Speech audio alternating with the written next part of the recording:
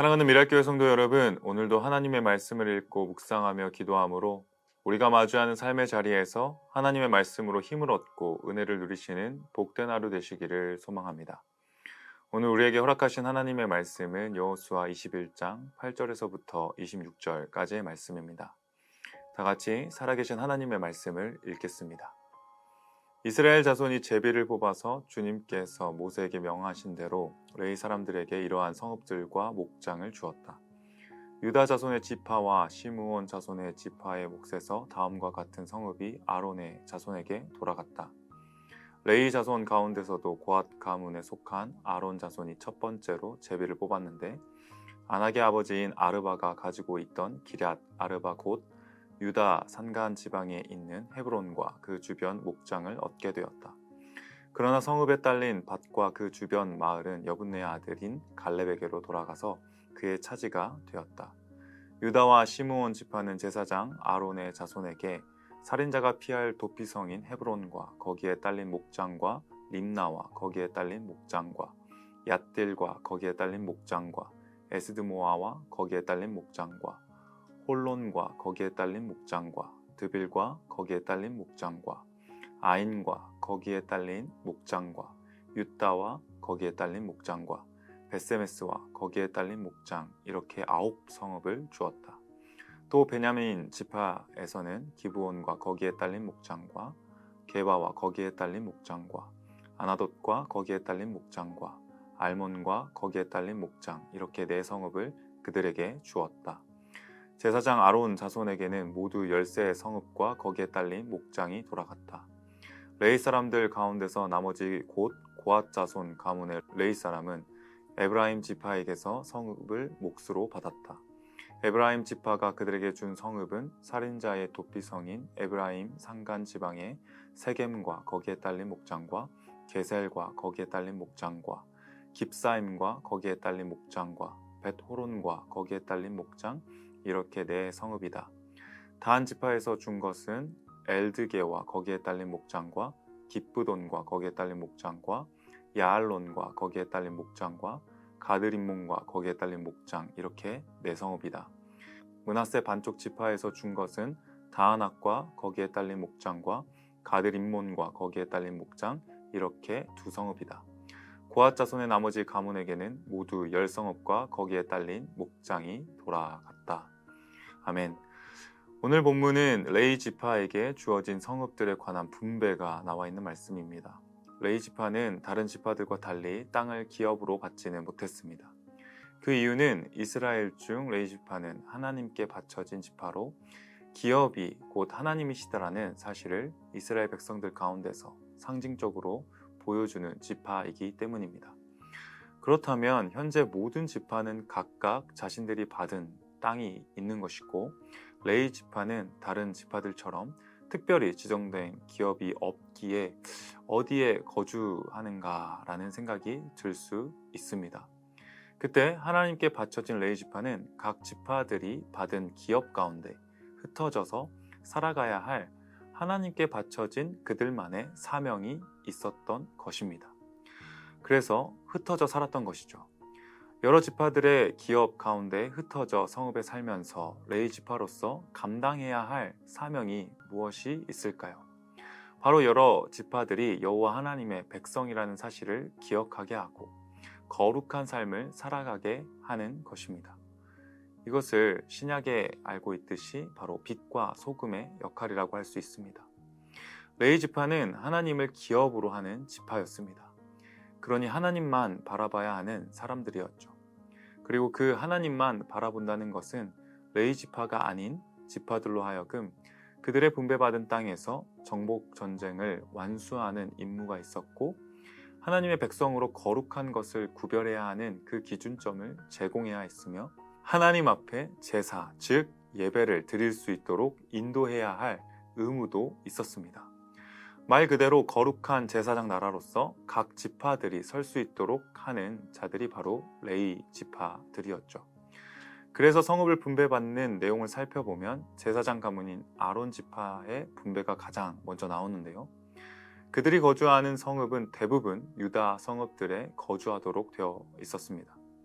이는 곧 장차 예루살렘이 하나님의 성전이 세워질 곳으로 하나님을 예배하는 중심지가 될 곳이므로 이를 중심으로 하나님과 이스라엘 백성 사이에 중재자의 사명까지 감당하도록 하셨던 것입니다. 이처럼 레위 지파 사람들은 각 성읍에서 하나님의 백성들이 하나님만을 바라볼 수 있도록 그 맡은 임무를 다했습니다. 여기서 알 수 있는 사실은 무엇일까요? 하나님을 가장 가까이에 할 수 있는 것을 내 삶에 두어야 한다는 것입니다. 단순히 우리는 교회라는 건물이 주는 장소에서만 살아가지 않습니다. 각자의 삶에 터전이 있고 일터가 있고 직장이 있죠. 마치 그곳에서는 어떻게 살아가야 그리스도인답게 살 수 있을까를 고민하며 살아가야 하는 장소가 우리의 삶의 자리입니다. 잘하는 것 같아 보여도 순간 넘어질 수 있는 곳이 우리의 삶의 자리인 것이죠. 그럴 때마다 우리는 내 삶의 가장 가까이에 하나님을 기억하고 하나님과 가까이 할 수 있는 것을 두어야 합니다. 왜냐하면 우리의 복은 하나님을 가까이 함이며 하나님께 나아가는 삶을 사는 것이야말로 가장 중요한 그리스도인의 삶이기 때문입니다. 따라서 바울은 로마서 12장에서 우리를 거룩한 산 제사로 드리라고 말씀하셨습니다. 이 세대를 본받지 말고 하나님을 기쁘시게 하는 거룩한 산 제사, 곧 우리의 삶 속에서 하나님께 드려지는 예배의 삶인 것이죠. 레위 지파가 레위 지파의 역할을 감당할 때에야 비로소 이스라엘 백성들은 주변의 다른 우상들이나 사람들에 의해 끌려다니지 않고 하나님만 바라볼 수 있는 것입니다. 그래서 레위 지파 사람들은 하나님이 기업이라는 사실이 단순히 하나님이 다 알아서 책임져 주시겠지만을 말하는 것이 아닙니다. 레위 지파 사람들이 살아가는 것은 곧 주변의 이스라엘 백성들이 각각 하나님을 올곧게 바라보고 하나님만을 의지하는 삶으로 나타날 수밖에 없게 된 것이죠. 만약 이스라엘 백성들이 여호와 하나님께 제사를 드리지 않고 자신들을 구원하시고 백성 삼으신 하나님의 제단을 떠난다면 어떻게 될까요? 레위 지파 사람들도 그 자리를 지키기 어려워지는 것입니다. 하나님의 백성이 하나님을 찾지 않고 떠나버리니 하나님을 섬기는 무리도 하나님만을 섬기는 것이 어려워져서 하나님께 예배드리는 모든 것들이 악순환으로 빠지게 되는 것이죠. 그만큼 레위 지파를 제외한 지파들이 하나님 앞에 살아가는 것이 너무나도 중요하며 이렇게 살아가도록 흩어져 각 성읍에 살게 된 레위인들의 역할 또한 맞물려 있는 중요한 체계인 것입니다. 그러니 레위 지파 사람들이 각 성읍에 흩어져 산다는 것은 이스라엘 전체가 하나님의 거룩한 백성으로 살아갈 거룩함을 유지하는 것이기도 합니다. 거룩함을 유지한다는 것은 무엇일까요? 근엄하고 진지하게 손에 물 한 방울 묻히지 않는 선비 같은 모습이 떠오르시나요? 전혀 아닙니다. 바로 하나님 앞에 백성이 살아가며 하나님 앞에서 백성들이 서로 화목하고 교제하는 공동체의 아름다운 모습을 가리켜 거룩이라고 할 수 있습니다. 지파가 지파별로 갈라지거나 싸워서는 안 되는 것이죠.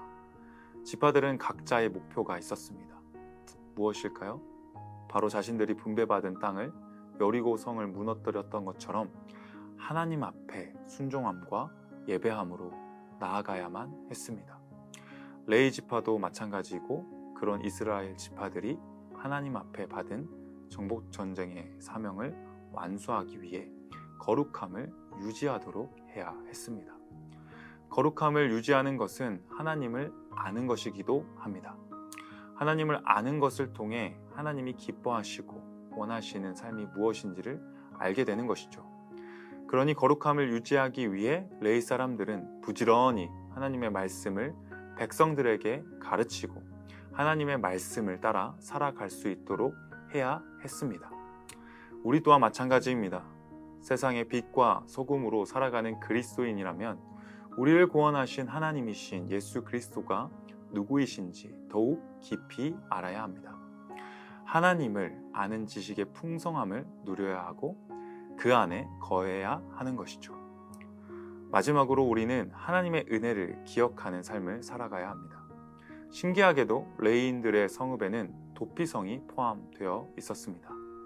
도피성은 억울한 자를 품는 하나님의 은혜의 표지였습니다.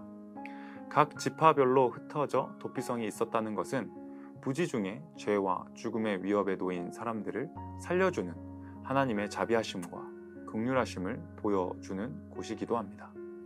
따라서 레위 지파를 각 지파의 성읍들로 흩어지게 하신 이유는 하나님의 백성이 하나님께 예배하고 하나님을 아는 지식이 풍성하여져서 거룩한 삶을 살게 하시며 하나님의 은혜를 기억하는 역할을 끊임없이 하며 하나님의 은혜를 그들 백성들로 하여금 기억하게 함에 있었던 것입니다.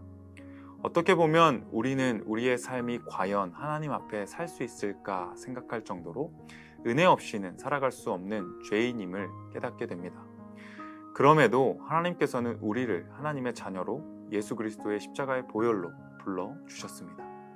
레위 지파의 성읍 분배를 통해 특정 직분자나 역할을 가진 사람들만을 대상으로 한정짓지 마시고 오늘의 나의 삶 속에서 역사하시는 하나님의 사랑을 기억하며 한번 삶의 구석구석에서 하나님 뜻대로 순종하며 살아가기를 기대하며 기도해 봅시다. 오늘도 이러한 은혜 아래 살아가시는 복된 하루 되시기를 소망합니다. 함께 기도하겠습니다. 살아계신 아버지 하나님 참 감사를 드립니다.